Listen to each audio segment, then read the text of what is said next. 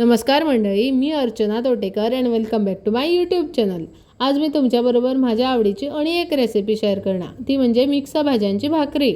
So त्याच्याकरता पहिली मी माझ्या आवडीच्या भाज्या बारीक चिरून घेतल्या, त्याचबरोबर बारीक रवा एक 10 मिनिटा पाण्यात फुगत घालून ठेवला आणि मग मी एक 2 पेले गव्हाचे पीठ घेतले, त्याचा मी भिजवलेला रवा घातला, त्याच्यात थोडेसे चवीप्रमाण मीठ घातले आणि मग त्याचा मी बारीक चिरलेला कांदा, टोमॅटो, ओली कोथिंबीर, हिरव्या मिरच्या आणि थोडेसे खोबरे घातले आणि त्याच्यानंतर मी हे सगळे जिन्नस एक एक व्यवस्थित मिक्स करून घेतले।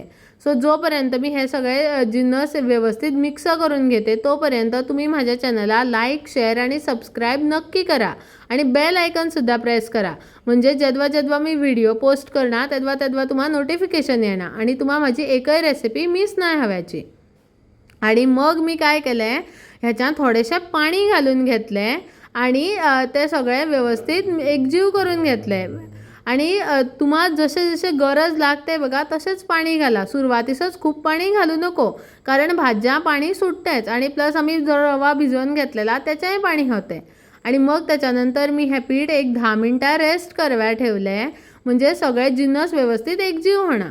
मग त्याच्यानंतर मी एक केळीचे पान घेतले, त्यास थोडेसे पाणी लावून घेतले आणि एक लहानसा पिठाचा गुळा घेतला आणि त्याची व्यवस्थित भाकरी थापून घेतली।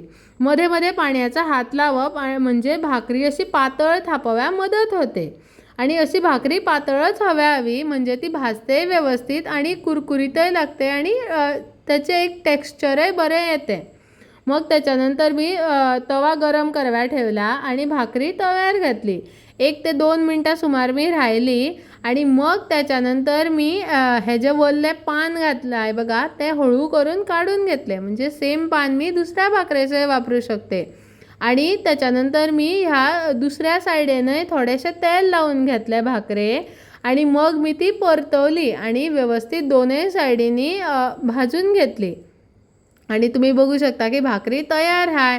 सो ही रेसिपी खूप साधी, सरळ, सोपी आहे आणि लवकरही होते आणि हेल्दी तर आहेच, कारण आम्ही त्याच्या इतक्या सगळ्या भाज्या घातल्या। तुम्हाला हव्या असेल तर तुम्ही अणीसुद्धा भाज्या घालू शकता, जसे की ढब्बू मिरची किंवा अणी कुठल्या फळभाज्या, इवन तवशासुद्धा बेस्ट लागणार ह्याच्या। सो ही भाकरी तयार आहे, तुम्ही ही रेसिपी नक्की ट्राय करा। बाय।